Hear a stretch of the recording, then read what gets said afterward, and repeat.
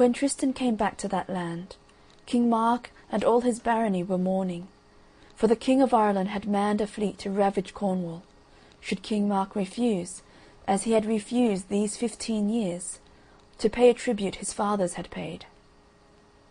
Now that year this king had sent to Tintagel to carry his summons a giant knight, the Morholt, whose sister he had wed, and whom no man had yet been able to overcome.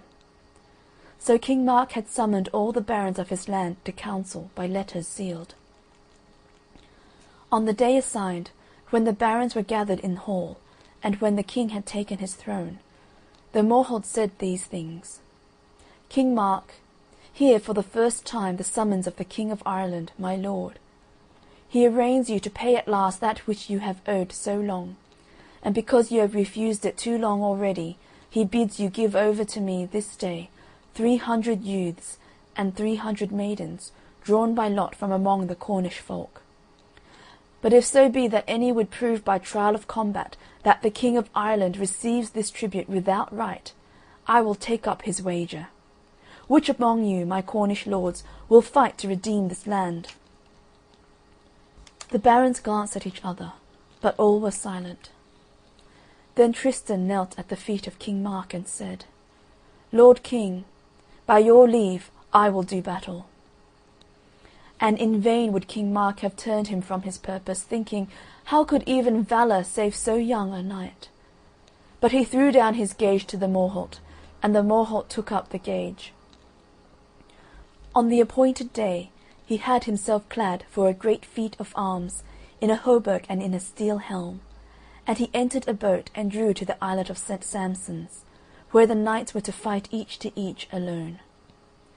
Now the Morholt had hoisted to his mast a sail of rich purple, and coming fast to land, he moored his boat on the shore.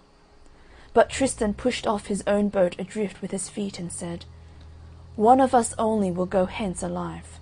One boat will serve. And each rousing the other to the fray, they passed into the isle. No man saw the sharp combat, but thrice the salt sea breeze had wafted, or seemed to waft, a cry of fury to the land, when at last, towards the hour of noon, the purple sails showed far off. The Irish boat appeared from the island shore, and there rose a clamour of "The Morholt!" When suddenly, as the boat grew larger on the sight and topped a wave, they saw that Tristan stood on the prow, holding a sword in his hand. He leapt ashore, and as the mothers kissed the steel upon his feet, he cried to the Morholt's men, "My lords of Ireland, the Morholt fought well. See here, my sword is broken, and a splinter of it stands fast in his head. Take you that steel, my lords. It is the tribute of Cornwall." Then he went up to Tintagel, and as he went, the people he had freed waved green bows, and rich cloths were hung at the windows. But when Tristan reached the castle with joy, songs and joy bells sounding about him, he drooped in the arms of King Mark, for the blood ran from his wounds. The Morholt's men, they landed in Ireland quite cast down, for whenever he came back into Whitehaven, the Morholt had been wont to take joy in the sight of his clan upon the shore, of the Queen his sister, and of his niece Iseult the fair. Tenderly had they cherished him of old, and had he taken some wound, they healed him, for they were skilled in balms and potions. But now their magic was vain, for he lay dead, and the splinter of the foreign brand yet stood in his skull, till Iseult plucked it out and shut it in a chest. From that day Iseult the fair knew and hated the name of Tristan of Lyonesse. But over in Tintagel Tristan languished, for there trickled a poisonous blood from his wound.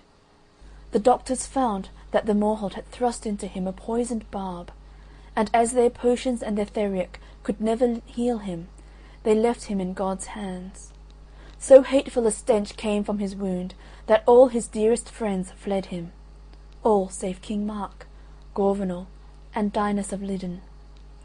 They always could stay near his couch because their love overcame their abhorrence.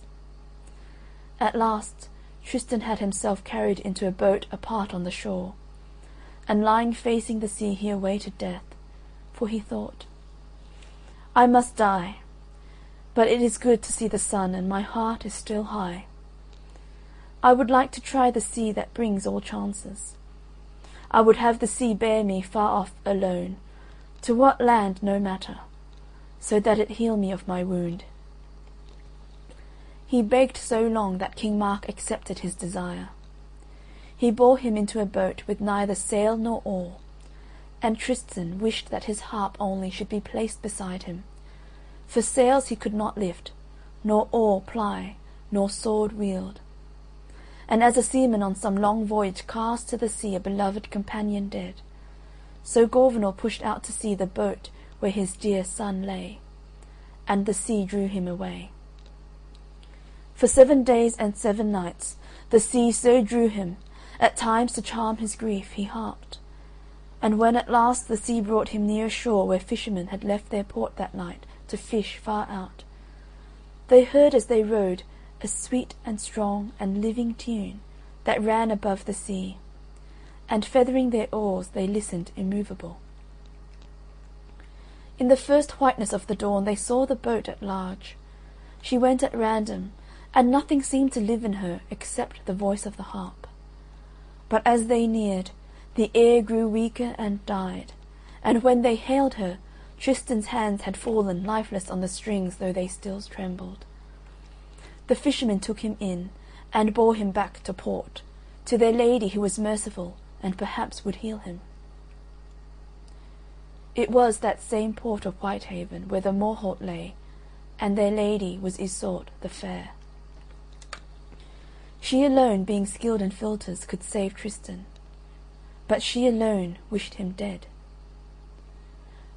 When Tristan knew himself again, for her art restored him, he knew himself to be in the land of peril, but he was yet strong to hold his own, and found good crafty words. He told a tale of how he was a seer that had taken passage on a merchant ship, and sailed to Spain to learn the art of reading all the stars, of how pirates had boarded the ship, and of how, though wounded, he had fled into that boat. He was believed, nor did any of the Morholt's men know his face again, so hardly had the poison used it. But when, after 40 days, Iseult of the golden hair had all but healed him, when already his limbs had recovered, and the grace of youth returned, he knew that he must escape, and he fled, and after many dangers he came again before Mark the king. End of